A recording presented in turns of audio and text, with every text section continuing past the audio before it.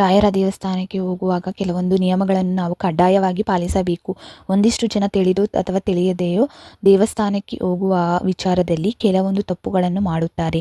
ಈ ರೀತಿ ತಪ್ಪುಗಳನ್ನು ಮಾಡುವುದರಿಂದ ಪೂಜೆಯ ಫಲ ನಮಗೆ ದೊರೆಯುವುದಿಲ್ಲ. ಅದು ಯಾವುದೆಂದು ಈ ಬ್ಲಾಗಲ್ಲಿ ನೀವು ಪೂರ್ತಿಯಾಗಿ ನೋಡಿ ಗೊತ್ತಾಗುತ್ತೆ. ಎಲ್ಲರಿಗೂ ನನ್ನ ನಮಸ್ಕಾರಗಳು. ಇವತ್ತಿನ ಬ್ಲಾಗಲ್ಲಿ ನಾವು ರಾಯರ ದೇವಸ್ಥಾನಕ್ಕೆ ಹೋದಾಗ ಏನು ಮಾಡಬೇಕು ಮತ್ತು ಹೋಗುವುದು ಯಾವ ರೀತಿ ಹೋಗಬೇಕು, ದೇವಸ್ಥಾನಕ್ಕೆ ಹೋಗಿ ಬಂದ ನಂತರ ಏನು ಮಾಡಬಾರ್ದು ಅಂತ ತಿಳ್ಕೊಳ್ಳೋಣ. ಮೊದಲಿಗೆ ಅವುಗಳು ದೇವಸ್ಥಾನಕ್ಕೆ ಹೋಗಿ ರಾಯರ ದರ್ಶನವನ್ನು ಪಡೆದುಕೊಳ್ಳುವುದರಿಂದ ಆಶೀರ್ವಾದ ನಮಗೆ ಪ್ರಾಪ್ತಿಯಾಗುತ್ತೆ. ಮನಸ್ಸಿನಲ್ಲಿರುವ ಅದೆಷ್ಟೋ ಗೊಂದಲಗಳಿಗೆ ಉತ್ತರ ಸಿಗುತ್ತದೆ, ಮನಸ್ಸು ತಿಳಿಯಾಗುತ್ತದೆ. ರಾಯರು ನಮ್ಮ ಸಮಸ್ಯೆಗಳಿಗೆ, ಗೊಂದಲಗಳಿಗೆ ಒಂದು ರೀತಿಯಲ್ಲಿ ಪರಿಹಾರ ಸೂಚಿಸುತ್ತಾರೆ ಎನ್ನುವ ಕಾರಣಕ್ಕಾಗಿ ನಾವು ರಾಯರ ದರ್ಶನ ಪಡೆಯಲು ಹೋಗುತ್ತೀವಿ. ರಾಯರ ದರ್ಶನ ಪಡೆಯಲು ಹೋದಾಗ ಈ ತಪ್ಪುಗಳನ್ನು ನಾವು ಮಾಡಲೇಬಾರದು. ಅವು ಯಾವುದೆಂದರೆ, ದೇವಸ್ಥಾನಕ್ಕೆ ಹೋದಾಗ ಅನೇಕರು ಪ್ರದಕ್ಷಿಣೆಯನ್ನು ಹಾಕಲು ಹೋಗುತ್ತಾರೆ. ಈ ಸಮಯದಲ್ಲಿ ಅವರು ದೇವಸ್ಥಾನದ ಒಳಗಡೆ ಹಲವಾರು ದೇವರುಗಳನ್ನು ಮುಟ್ಟಿ ಪ್ರದಕ್ಷಿಣೆಯನ್ನು ಮಾಡುತ್ತಾರೆ ಹಾಗೂ ನಮಸ್ಕಾರವನ್ನು ಮಾಡುತ್ತಾರೆ. ಇದನ್ನು ಮಾಡಬೇಡಿ, ಇದು ತಪ್ಪು ಕೂಡ. ದೇವಸ್ಥಾನಕ್ಕೆ ಹೋದಾಗ ನೀವು ದೇವರ ವಿಗ್ರಹಗಳನ್ನು ಮುಟ್ಟಿ ನಮಸ್ಕಾರ ಮಾಡಬಾರದು. ಅದರಲ್ಲೂ ವಿಶೇಷವಾಗಿ ಹೆಣ್ಣು ಮಕ್ಕಳು ಆಂಜನೇಯ ಸ್ವಾಮಿಯ ವಿಗ್ರಹವನ್ನು ಮುಟ್ಟಿ ನಮಸ್ಕಾರವನ್ನು ಮಾಡಲೇಬಾರದು. ಮಂತ್ರಗಳಿಂದ ಶುದ್ಧಗೊಳಿಸಿ ಪ್ರತಿಷ್ಠಾಪನೆ ಮಾಡಿರುವ ದೇವರ ವಿಗ್ರಹಗಳನ್ನು ನಾವು ಸ್ಪರ್ಶಿಸುವುದರಿಂದ ಅದು ಅಶುದ್ಧವಾಗಿರಬಹುದು.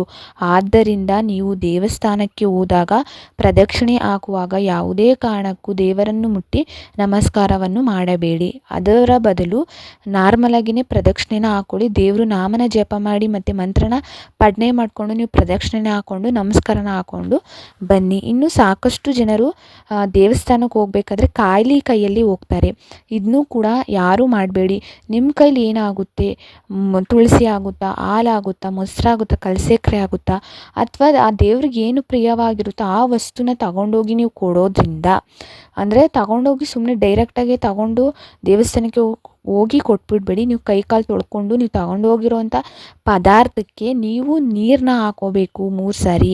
ಕೈಕಾಲು ತೊಳೆದು ತಲೆಗೆ ನಿಮ್ಮ ತಲೆಗೆ 3 ಸಾರಿ ನೀರನ್ನ ಪ್ರೋಕ್ಷಣೆನ ಮಾಡಿ, ನಂತರ ನೀವು ಏನು ತಗೊಂಡೋಗಿರ್ತೀರ, ಹಣ್ಣು ಕಾಯಿ ಏನಾದರೂ ಆಗಿರ್ಬೋದು, ಅದಕ್ಕೆ ನೀರನ್ನ ಪ್ರೋಕ್ಷಣೆನ ಮಾಡಿ ಆನಂತರ ನೀವು ದೇವಸ್ಥಾನದ ಒಳಗಡೆ ತಗೊಂಡೋಗಿ ದೇವರಿಗೆ ಸಮರ್ಪಣೆ ಮಾಡಬೇಕಾಗಿರೋವಂಥದ್ದು. ಇದಷ್ಟೇ ಅಲ್ಲದೆ ದೇವಸ್ಥಾನಕ್ಕೆ ನಾವು ಯಾವೆಲ್ಲ ರೀತಿ ಬಟ್ಟೆಗಳನ್ನ ಧರಿಸ್ಕೊಂಡು ಹೋಗಬೇಕು ಅನ್ನೋದ್ರ ಬಗ್ಗೆನೂ ನಮಗೆ ಸ್ವಲ್ಪ ಜ್ಞಾನನ ಇಟ್ಕೊಂಡಿರಬೇಕು. ಯಾವುದೇದೋ ಬಟ್ಟೆಯಲ್ಲಿ ಹೋಗಬಾರ್ದು. ಅಂದರೆ ಜೀನ್ಸ್ ಪ್ಯಾಂಟು, ಶರ್ಟು ಆ ಥರನೂ ಹೇಳ್ತಾ ಇಲ್ಲ. ವೆಸ್ಟ್ರನ್ನಾಗಿ ಇವಾಗ ಯಾವ ದೇವಸ್ಥಾನದಲ್ಲಿ ಹೋಗೋದು ರೂಲ್ಸೇ ಇಲ್ಲ ಬಿಡಿ. ಟ್ರೆಡಿಷ್ನಲಾಗಿ ಹೋಗಬೇಕು ಅಂತ ರೂಲ್ಸ್ ಮಾಡಿಬಿಟ್ಟಿರ್ತಾರೆ.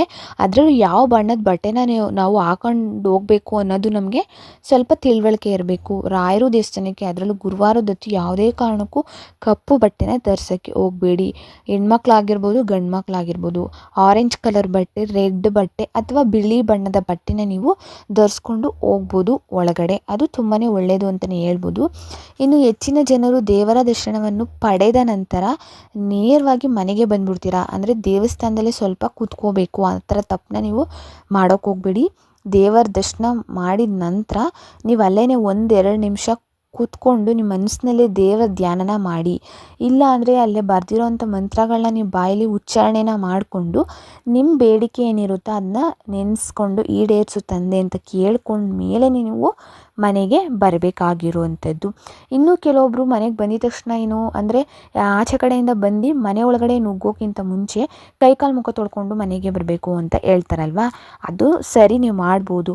ಬಟ್ ಯಾವಾಗ ಕೈಕಾಲು ಮುಖ ತೊಳೆದೇ ಒಳಗಡೆ ಬರಬೇಕು ಅಂದರೆ ದೇವಸ್ಥಾನಗಳಿಗೆ ಹೋದಾಗ ನೀವು ಹಂಗೂ ಕೈಕಾಲು ಮುಖ ತೊಳಿಲೇಬೇಕು ಅಂದರೆ ನೀವು ಸ್ವಲ್ಪ ಹೊತ್ತು ಕೂತ್ಕೊಬೇಕು. ಮನೆಗೆ ಬಂದು ಸ್ವಲ್ಪ ಹೊತ್ತು ಕೂತ್ಕೊಂಡು ನಂತರ ಮನೆಯಲ್ಲಿರುವಂಥ ಮೂಲೆನೂ ಕೂಡ ನೀವು ಓಡಾಡಿಬಿಟ್ಟು, ಮನೆ ಫುಲ್ಲು ಓಡಾಡಿಬಿಟ್ಟು ನೀವು ಆಮೇಲೆ ನೀವು ಕೈಕಾಲು ಮುಖನ ನೀವು ತೊಳ್ಕೊಬೋದು.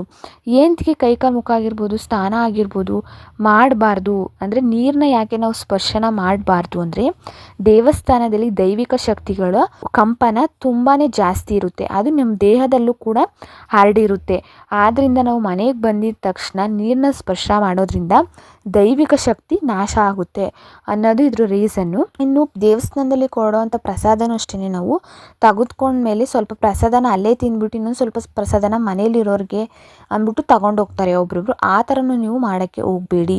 ದೇವಸ್ಥಾನದಲ್ಲೇ ನೀವು ಪ್ರಸಾದನ ತಿಂದ್ಬಿಟ್ಟು ಮನೆಗೆ ಹೋಗಬೇಕಾಗಿರೋ ಅಂಥದ್ದು.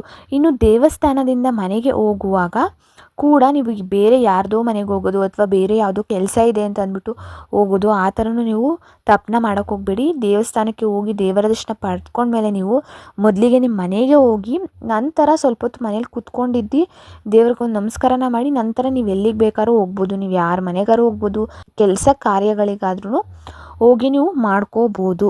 ಮತ್ತು ಇವಾಗ ವಿಷ್ಣು ದೇವಸ್ಥಾನದಲ್ಲಾಗಿರ್ಬೋದು ಇಲ್ಲ ನರಸಿಂಹಸ್ವಾಮಿ ದೇವಸ್ಥಾನದಲ್ಲಾಗಿರ್ಬೋದು ಶಾಂತ ಗೋಪುರನ ನಮ್ಮ ತಲೆ ಮೇಲೆ ಇರ್ತಾರಲ್ವಾ, ನಿಮ್ಗೆ ಯಾವ ಆಸೆ ಇರುತ್ತೋ ಅದನ್ನ ನೀವು ಹೇಳ್ಕೋಬೇಕು ನಿಮ್ಮ ಮನಸ್ಸಲ್ಲಿ. ಅಂದರೆ ಅದು ವಿಷ್ಣು ಪಾದನೇ ನಮ್ಮ ತಲೆ ಮೇಲೆ ಇಡೋ ಥರ ಅಲ್ವಾ, ಆದ್ದರಿಂದ ಆವಾಗ ನಮ್ಮ ಆಸೆನೇ ಹೇಳ್ಕೊಳ್ಳೋದ್ರಿಂದ ನಮ್ಮ ಮನಸ್ಸಲ್ಲಿ ನಮ್ಮ ಆಸೆ ಕನಸೆಲ್ಲ ಬೇಗನೆ ಈಡೇರುತ್ತೆ. ಅಷ್ಟೇ ಅಲ್ದೇ ನಮಸ್ಕಾರ ಮಾಡಬೇಕಾದ್ರೆ ಹೆಣ್ಮಕ್ಳು ಯಾವುದೇ ಕಾರಣಕ್ಕೂ ಸಾಷ್ಟಾಂಗ ನಮಸ್ಕಾರನ ಮಾಡೋಕ್ಕೆ ಹೋಗಬಾರ್ದು. ಬಗ್ಗಿ ಮಂಡಿ ಊರಿ ನಮಸ್ಕಾರನ ಮಾಡಬೇಕು. ಮತ್ತು ಗಂಡು ಮಕ್ಕಳು ಸಾಷ್ಟಾಂಗ ನಮಸ್ಕಾರನ ಮಾಡಿಬಿಟ್ಟು ಆಮೇಲೆ ರಾಯರು ದರ್ಶನನ ಪಡ್ಕೊಂಡು ರಾಯರು ಹತ್ರ ಕಣ್ಣಲ್ಲಿ ಕಣ್ಣಿಟ್ಟು ಬೇಡ್ಕೊಳ್ಳಿ ಮೊದಲಿಗೆ. ಮತ್ತು ಯಾವುದೇ ಕಾರಣಕ್ಕೂ ಕಣ್ಣಲ್ಲಿ ನೀರು ತುಂಬಿಕೊಂಡು ಅಥವಾ ಕಣ್ಣಲ್ಲಿ ನೀರನ್ನ ಹಾಕ್ಕೊಂಡು ಬೇಡ್ಕೊಳ್ಳೋಕೆ ಹೋಗಬೇಡಿ. ರಾಯರನ್ನ ಕಣ್ಣಲ್ಲಿ ಕಣ್ಣಿಟ್ಟು ಅದರಲ್ಲೂ ರಾಯರು ಬಲೆಗಡೆ ನಿಂತ್ಕೊಂಡು ನೀವು ನಮಸ್ಕಾರನ ಮಾಡಿಕೊಂಡು ನಿಮ್ಮ ಬೇಡಿಕೆನ ಹೇಳ್ಕೊಳ್ಳಿ. ಇದರಿಂದ ನಿಮಗೆ ಒಳ್ಳೆಯ ಉತ್ತಮ ಫಲಗಳು ಸಿಗುತ್ತದೆ. ಇದಿಷ್ಟು ಕೂಡ ದೇವಸ್ಥಾನಕ್ಕೆ ಹೋಗಬೇಕಾದ್ರೆ ನೀವು ಯಾವ ರೀತಿ ನಿಯಮಗಳನ್ನ ಪಾಲನೆ ಮಾಡಬೇಕು, ಏನೆಲ್ಲ ಮಾಡಬಾರ್ದು ಅನ್ನೋದ್ರ ಬಗ್ಗೆ ನಾನು ಮಾಹಿತಿನ ತಿಳಿಸ್ಕೊಟ್ಟಿದ್ದೀನಿ. ನನ್ನ ಚಾನಲ್ನ ಸಬ್ಸ್ಕ್ರೈಬ್ ಮಾಡ್ಕೊಳ್ಳಿ ಆ್ಯಂಡ್ ಶೇರ್ ಮಾಡಿ ಆ್ಯಂಡ್ ಬೆಲ್ಲೈಕನ್ನ ಪ್ರೆಸ್ ಮಾಡ್ಕೊಳ್ಳಿ. Thank you for watching.